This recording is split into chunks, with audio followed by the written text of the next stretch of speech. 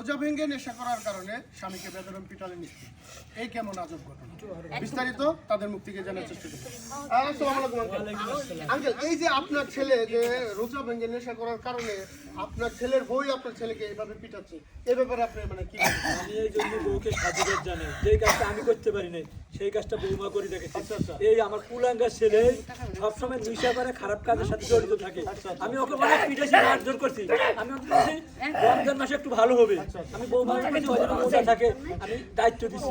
এখন এই হারাম যাতে রোজার মাসও রোজা ভাঙ্গা হ্যাঁ এই নেশা করতেছি। এরা ভালো করে মারো, আরে পিলো না করে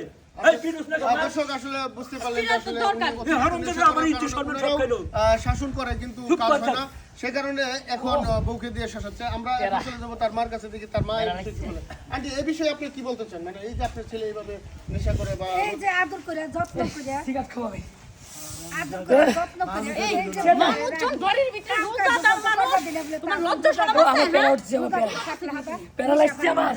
একদম খাওয়াইলো শয়তানের ঘরে শয়তানে দেয় ঠিক আছে ভাই গে তারপরে গে খাওয়াই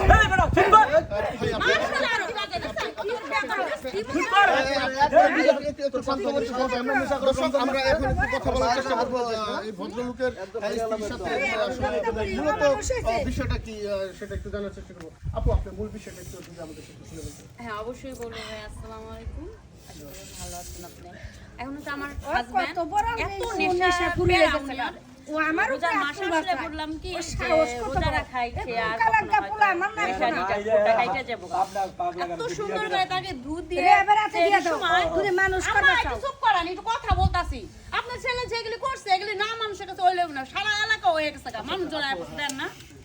এখন হচ্ছে আমার হাজবেন্ডকে নেশা করে দিতে আমি রোজাটা রাখাইছিলাম, ওনাকে দুধ দিয়ে কলা দিয়ে ভাত খাওয়াইছি, আরো মাংস গরু মাংস 1 কেজি আমি চাই না খাওয়াইছি, যে শরীর সুস্থ থাক, কাজ কাম করা পারে না। ওরে বাবা রে, সকাল হইতে নাই দেরি নাই উনি আমাদের ঘরের পিছে যাইয়া গাঁজা খাওয়া শুরু করছে সিগারেটের মধ্যে বইরা। তাহলে মাথাটা কাট ঠিক থাকে বলেন ভাই? বুঝতে পারছি। তো যাই হোক, আসলে দর্শক এখানে যে ঘটনাটা ঘটেছে সেটা হচ্ছে উনি অতিরিক্ত নেশা করার কারণে সেই রোজা ভেঙে তারপরে নেশা করতে গিয়েছিল।